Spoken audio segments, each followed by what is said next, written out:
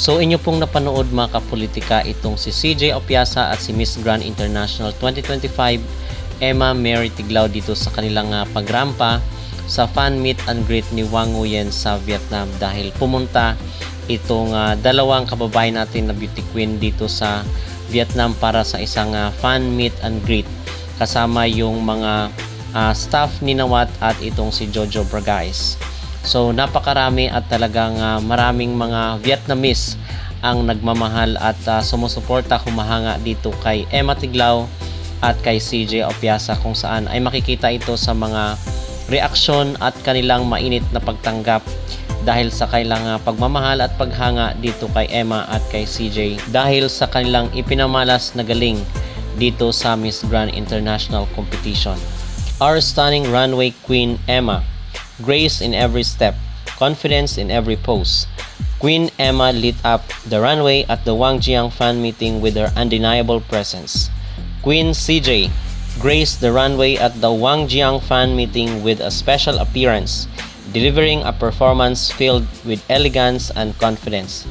So sikat na sikat rin pala itong si CJ at si Emma Tiglao dito sa Vietnam. At speaking of Emma Tiglao mga kapolitika, merong mga distractor ngayon at merong mga kritiko itong sa Emma dahil nga dito sa sa issue sa Miss Earth kay Joy Barcoma. So yung mga supporters ni Joy Barcoma ay dinadrag itong pangalan ni Emma Tiglao dito sa issue ng Miss Earth dahil may mga supporters si Joy Barcoma na nakikita na ito di umanong hindi pag-imbita kay Joy Barcoma sa finale or coronation night ng Miss Earth doon sa Malitbog, Bukidnon. May konektado ito sa politika, sa political alliances at alignment. Yung kailang mga political ideology ay magkakaiba, kung kaya hindi na imbitahan itong si Joy. At sabi ng ibang mga supporter rin ng Miss Earth ay bakit daw laging nagko-comment itong si Joy Barcoma sa usaping politika pero wala naman siyang advocacy para sa environment, kung kaya daw na off daw yung Miss Earth organization sa kanya. At hindi lang po yan, yung kanyang pagiging political alliance niya, political color ni Joy Barcoma ay hindi daw nagustuhan ng Miss Earth na lagi siyang nagsasalita dito sa social media. So yun mga kapolitika, at dahil dito yung mga supporters ni Joy Barcoma ay dinadamay ngayon ang pangalan ni Emma Tiglao dito sa usaping politika dahil ang sabi nila ay sa daw nga DDS itong si Emma dahil sa kanyang history ng kanyang mga affiliations noon. So ano ba yung ating mag-reaction at masasabi mga kapolitika dito sa pandadamay nila sa pangalan ni Emma Tiglao? So para sa akin naman is hindi deserve ni Emma at hindi dapat na madamay itong si Emma dito sa usapin ni Joy Barcoma sa Miss Earth dahil nananahimik naman po itong si Emma at wala naman siyang ginagawang masama. So bakit naman madamay yung kanyang pangalan dahil lang sa history ng kanyang political affiliations? At ngayon is nakita naman natin kung gaano talaga yung hard work, yung perseverance ni Emma na malayo ang kanyang pangalan dito sa usaping politika. Okay, so hindi siya dapat madamay dito dahil wala naman siyang ginagawa, wala naman siyang sinabing anything against anything na negative dito sa sa anumang political affiliations dito sa ating bansa. Okay, so yung tagumpay ngayon ni Emma Tiglao dito sa Miss Grand International ay bunga ng kanyang hard work at yung kanyang determination talaga na kung saan ay hindi siya dapat mag-side sa mga political colors. So hindi deserve ni Emma na madamay at mabash siya dito sa social media dahil lang sa mga ganitong usapin. Okay, so hindi dapat siya ma-involve. At yun mga kapolitika ang aking masabi at pag-reaction dito sa pagdamay sa pangalan ni Emma. Ano po ang inyong masasabi at maging opinion dito na di umano ay isang DDS daw itong si Emma Tiglao? Mag-comment down below. Wow! Congratulations, guys! Heto na, mga kapuso, heto na ang pinakahihintay ninyo. Ang tanong nga ng marami ngayon, Yes. what can she do? Oh yes, what can she do?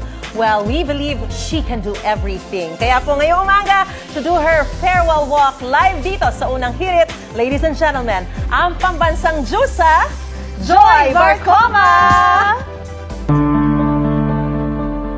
Halos Halos isang buong taon na ang nakalipas mula nang ipagkatiwala sa akin ang titulong ito. At dahil nagtatapos na ang aking paglalakbay bilang Miss Philippines Earth, ang puso ko ay punong-puno ng pasasalamat. Maraming salamat po sa Miss Philippines Earth Organization sa tiwala at pagkakataong maging bahagi ng misyon na mahal natin. Ang pangangalaga sa ating kalikasan at ang pagbibigay ng boses sa ating mga advokasya. Maraming salamat din sa lahat ng naniwala, sumuporta at nagmahal sa akin. Kayo ang naging lakas ko sa bawat hakbang at dahil sa inyo, naging mas makabuluhan ang bawat pagkakataong maglingkod at gampanan ang tungkulin ko bilang reyna. Ang karanasang ito ay humubog sa akin hindi lamang bilang isang beauty queen, kundi bilang isang tao. Tinuruan akong maging mas matatag, mas mapagpakumbaba, at mas maniwala na ang tunay na korona ay ang kakayahang magbigay inspirasyon at maglingkod sa kapwa. Hindi dito nagtatapos ang aking misyon.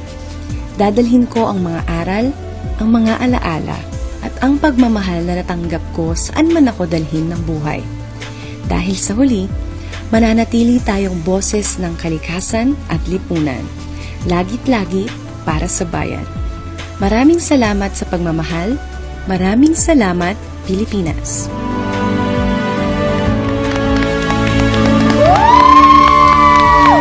Bakit parang naluluha ako? We love you, Joy! Love you, Joy! Maraming salamat Congratulations for your reign! Ingat! Oo nga. Thank you so much! Mga kapuso, once again, ang inyong pambansang Diyosa, UH hostmate, Joy Barcoma! Maraming salamat po! Ganda-ganda. Joy, anong pakiramdam na live kang nakapag-farewell walk ngayon dito, ngayon dito? Sobrang saya. Sobrang saya ng puso ko. Maraming salamat po sa pagkakataon. Siyempre po, ang inakala ko makakapag-farewell ako kasama po ng aking mga co-queens. Pero ngayon, nakapag-farewell po ako sa harap ng sambayan ng Pilipino. So maraming salamat po ng Irit.